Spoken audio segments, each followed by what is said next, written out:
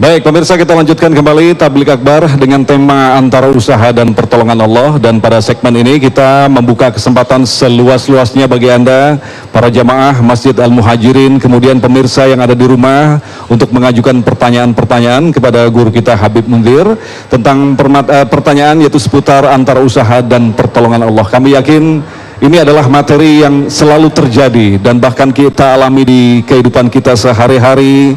Kita punya cita-cita yang begitu tinggi, tapi ternyata doa-doa kita yang justru hadir di hadapan kita jauh dari yang kita inginkan. Padahal kita tahu bahwa Allah lah yang maha menentukan doa kita.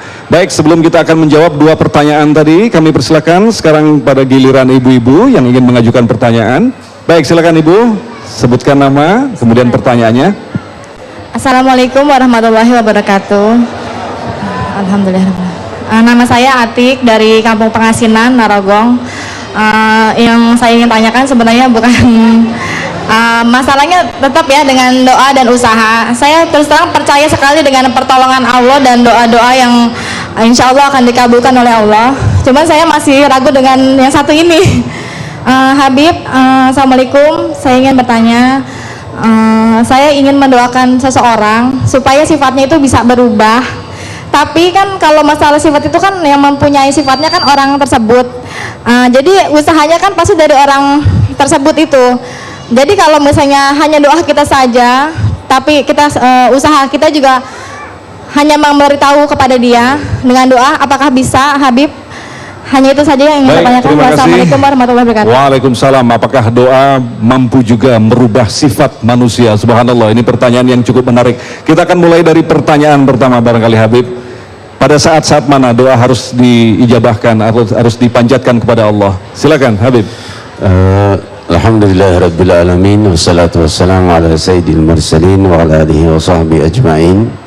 Kita lanjutkan tadi pertanyaan dari ayahanda kita tadi, Bapak Suwito, yang memang pertanyaan ini juga mewakili banyak daripada barangkali pertanyaan para pemirsa ataupun saudara-saudari kita yang hadir ataupun yang menyaksikan. Kapan waktu doa itu? Rasul sallallahu alaihi wasallam mengajarkan kita berdoa di dalam segala waktu dan setiap saat. Saat akan minum, selesai minum. Saat akan makan, selesai makan. Saat berdiri, saat berjalan, saat keluar rumah, saat masuk rumah, pagi hari, sore hari. Kesemuanya waktu-waktu tersebut digulung oleh gelombang doa. Sehingga tiadalah suatu saat terkecuali diajarkan oleh Rasul sallallahu alaihi wasallam untuk berdoa. Dan kenalilah rahasia kemuliaan doa itu. Karena dengan doa itu merubah, jangankan diri kita, alam sekitar pun terpengaruh. Ketika Profesor Masaru Emoto menemukan bahwa dari Jepang, ia menemukan bahwa air itu berubah dengan emosi orang yang di depannya. Ketika orang yang di depannya marah-marah, mencaci maki, air itu jika dilihat dengan skala tertentu di mikroskop, air itu berubah menjadi buruk. Namun ketika orang yang di dekatnya orang baik-baik, dalam keadaan tenang dan sejahtera, berhati damai, maka air itu berubah, wujudnya menjadi lebih indah jika dilihat dalam skala tertentu di mikroskop. Menunjukkan doa merubah alam, bukan hanya air. Dibuktikan ternyata termasuk juga beras. Beras dibuktikan oleh orang, nasi yang sudah matang itu, nasi yang sudah matang dibuktikan ditaruh di satu tempat, orangnya tiap kali lewat situ nyaci maki aja terus. Di tempat lainnya ia taruhkan beras yang juga yang sama waktunya, tiap kali lewat situ dia zikir dengan bacaan Al-Quran, dengan doa-doa. Beras yang dilewati dengan caci maki lebih cepat basinya daripada beras yang dilewati dengan doa dan zikir dan ayat-ayat Al-Quran. Ini kira-kira salah satu dari mukjizat doa terhadap alam sekitar, lebih lagi terhadap diri kita. Lalu pertanyaan yang kedua tadi mengenai bagaimana supaya doa itu diijabah. Tentunya kita mempunyai syarat yang tidak terlalu sulit, yaitu keikhlasan doa yang benar-benar getaran hati, bukan getaran bibir semata. Gerakan bibir dalam berdoa dihargai oleh Allah. Namun tentunya untuk menggetarkan pintu pengabulan doa itu butuh getaran hati kepada Sang Pencipta sanubari kita. Getaran yang sangat besar penuh harapan kepada Allah Subhanahu wa taala itulah yang akan membuat terbukanya pintu pengabulan lebih dari yang kita minta. Apa yang kita minta Allah akan berikan lebih, tergantung kekuatan getaran hati kita. Namun tidak semua doa dikabulkan sebagaimana yang saya jelaskan tadi. Allah Subhanahu wa taala juga berfirman, wallahu yuridu bikumul yusra wala yuridu bikumul usra. Allah Subhanahu wa taala itu menghendaki untuk kalian kemudahan dan tidak menghendaki untuk kalian kesulitan. Di dalam firman-Nya yang lain Allah berfirman, asa an takrahu syai'an wa huwa khairul lakum wa asa an tuhibbu syai'an wa huwa syarrul lakum wallahu ya'lamu wa antum la ta'lamun. Barangkali engkau menyukai sesuatu tapi itu buruk, engkau menyukai membenci sesuatu tapi itu baik bagimu, atau kalian menyukai sesuatu, menginginkan sesuatu tapi itu akan bawa dampak buruk bagimu. Allah mengetahui dan kau tidak mengetahuinya. Menunjukkan kalau doa kita tidak diijabah oleh Allah, ketahuilah pertama kita dapat satu pahala, kedua dihapus musibah satu datang dari kita. Barangkali mestinya kita kena musibah apa, dihapus oleh Allah Subhanahu wa taala. Berdoa lagi, jangan kapok, 2 kali, 3 kali, 4 kali, 5 kali, terus dan terus. Jangan putus asa dalam berdoa. Jika tidak dikabul, ada anugerah lain yang besar yang Allah Subhanahu wa taala gantikan untuk apa yang kita harapkan, dan Allah berikan yang terbaik untuk kita. Itu pertanyaan yang kedua. Lalu yang ketiga dari saudari kita tadi, sangat bisa doa merubah keadaan orang lain. Sebagaimana Allah Subhanahu wa taala memberikan kefahaman kepada kita di dalam surat Al-Kahfi, ketika Nabi Musa dan Nabi Khidir alaihissalam berdua, di saat itu Nabi Khidir dengan sengaja mendirikan tembok yang runtuh. Kenapa? Karena di bawahnya terdapat harta untuk anak yatim dari ayah bunda mereka yang soleh. Ayah bundanya yang soleh, anak yatimnya kapan? Allah ingin jaga itu harta milik ayah bundanya yang soleh. Allah ingin jaga untuk anak yatim piatunya. Nanti kalau sudah dewasa bisa dikeluarkan miliknya, ada itu pendaman. Wa kana abuhuma salihah, dalam firman Allah SWT bahwa ayah dari kedua anak itu orang saleh. Jadi doa orang tua terhadap anaknya mustajab. Bisa gara-gara doa ayah ibunya anaknya menjadi baik.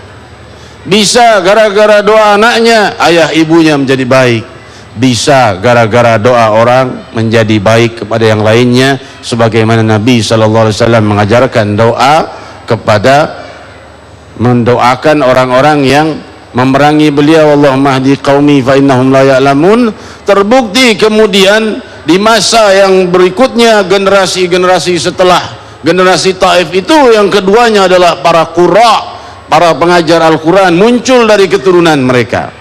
Menunjukkan bisa saja hidayah itu, saudariku dan juga para pemirsa yang barangkali memiliki pertanyaan yang sama, bisa saja doa itu terijabah kepada orang yang tidak berbuat apa-apa, kita yang doakan. Itu bisa terjadi, bisa dari usahanya sendiri, bisa dari doa orang lain.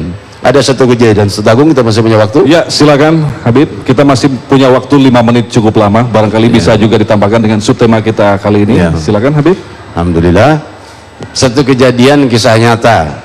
Kalau tadi kan kita bicara dari Al-Quran, ayat-ayat, hadis-hadis. Ini kisah nyata. Saya sebut aja tempatnya yang jelas, tapi tidak mau saya sebut kampungnya yang jelas ya, nggak enak. Di Kalimantan Selatan. Seorang petani miskin tiap hari bicara sama ibunya, sama istrinya, Bu, saya ini nggak punya cita-cita lagi hidup, cuma pengen pergi haji. Anak-anak sudah alhamdulillah sekolah apa adanya, tapi saya pengen pergi haji. Istrinya berkata, udahlah Pak, nggak usah ngaco, kita makan aja susah, biayai anak sekolah aja susah, boro-boro pergi haji. Kalau cita-cita nggak usah kejauhan, kata istrinya. Bapaknya berkata, Bapak selalu doa Bu, tiap sujud minta pada Allah supaya dapat pergi haji kita. Ya sudahlah Pak, tiap kali doa itu kan dapat pahala. Kalau seandainya kita tidak mampu kan tidak wajib pergi haji. Suatu hari saat dia mencangkul, kejadian kisah nyata, saya nggak mau sebutkan orangnya, nggak mau sebutkan desanya, kesian nggak enak nanti ya. Saat dia mencangkul, cangkulnya terkena sesuatu barang yang keras, dan diangkat berlian sebesar ujung kuku ibu jari, besar. Ini orang polos nih, nggak ngerti harga berlian, kira-kira ini laku nggak nih? Tanya sama istrinya, Bu, ini berlian Pak, coba bawa ke pasar. Tanya sama tukang berlian, laku berapa nih? Bawa tuh berlian, maaf sebesar jari telunjuk, kuku telunjuk. Dibawa ke tukang berlian, masuk ke toko berlian. Di toko berlian dilihat nih petani baru keluar dari sawah. Ditanya di toko berlian, Pak mau beli apa? Beli pacul. Beli pacul belah sana, bukan di sini. Nggak ada yang dagang pacul di sini. Di tukang berlian melihat pakaian yang seperti itu. Belanja pacul bukan di sini Pak, di sebelah. Pakaian begitu, pakaian petani. Enggak, saya mau jual ini barang. Barang apa? Ini berlian. Laku nggak kira-kira? Dilihat sama tukang. Ini berlian nih. Bukan mainan dia. Panggil cukongnya. Cukongnya panggil lagi tokeknya. Tokeknya panggil lagi buayanya. Di atasnya tokek buaya ini. Panggil lagi. Ini berlian besar nih. Mau dihargai berapa ini Pak? Bapak dengan polosnya bilang, saya cuma mau pergi haji, kira-kira cukup nggak? Pergi haji apanya Pak? Ini 50 miliar ini. Satu kampung pergi haji Pak. Jadi cukup buat saya pergi haji. Iya, ya sudah, saya minta buat uang pergi haji aja. Ya udahlah Pak, ini 50 miliar, ini rumah, ini mobil. Hadirin hadirat yang dimuliakan Allah, berangkat pergi haji bersama istri, bersama siapa yang ingin ia bawa, sampai sekarang kaya raya, pengusaha. Apakah hal itu mustahil datang kepada kita? Tidak mustahil jika Allah ingin berikan. Kejadian itu terjadi lagi juga di banyak tempat, di antaranya di Jakarta. Seperti hal yang sama, orang tidak tahu apa-apa, tiba-tiba datang orang dari kelurahan, Pak, ini tanah di wilayah milik kakeknya Bapak sekian ribu meter. Oh, ini tanda tangan kepemilikan, ini hak kakeknya nih. Keluarga banyak, orang-orang yang sebagian mampu, sebagian tidak mampu, dapat warisan tanpa mereka sadari 40 miliar, bagi-bagi sama-sama. Ini kenapa kasusnya? Kasusnya saat itu, saat akte jual beli belum selesai, dipaksa oleh PKI, oleh komunis. Belum selesai akte jual beli dipaksa, PKI dibubarkan. Ini masih atas nama kakek Bapak nih, 40 miliar, bagi-bagi sama-sama. Kalau Allah kehendaki sangat mudah. Saudara-saudariku yang kumuliakan, itu hal-hal yang bersifat duniawi, dan kehidupan kita di dunia ini adalah sementara. Apa yang kita harapkan di dunia akan sirna dan akan berganti dengan hal yang kekal dan abadi. Oleh sebab itu, dari apa-apa yang saya sampaikan tadi, harapan yang layak terbesar adalah mencapai kebahagiaan yang kekal. Bersusah payah dahulu, bersenang-senang kemudian. Namun kita menginginkan juga, walaupun kebahagiaan di akhirat kita sudah dambakan, kita juga tidak ingin susah di dunia. Hal itu juga diajarkan oleh Allah untuk kita memintanya, karena Allah siap memberikannya. Apa? Rabbana atina fid dunya hasanah wa fil akhirah hasanah. Itu diajarkan. Siapa yang mengajarkan? Allah. Apa? Beri kebahagiaan bagi kami di dunia, beri kebahagiaan bagi kami di akhirat, dan jauhkan dari api neraka. Apalagi cita-cita lebih dari itu sudah diajarkan oleh Allah bagi kita untuk memintanya. Demikian Ustaz Agung, lanjut. Subhanallah, luar biasa sekali apa yang telah disampaikan oleh guru kita Habib Munzir. Betapa selama ini kita terlalu takut dengan kehidupan ini. Kita selalu membayangkan apa yang akan terjadi esok dan apa yang akan kita dapatkan esok. Padahal ternyata Allah adalah Maha mengawasi kita. Allah Maha memberikan bantuan kepada kita. Cuman perkaranya, yakinkah kita dengan sifat-sifat Allah bahwa Allah akan memberikan pertolongan kepada kita? Pemirsa, tetaplah bersama kami dalam Tablik Akbar.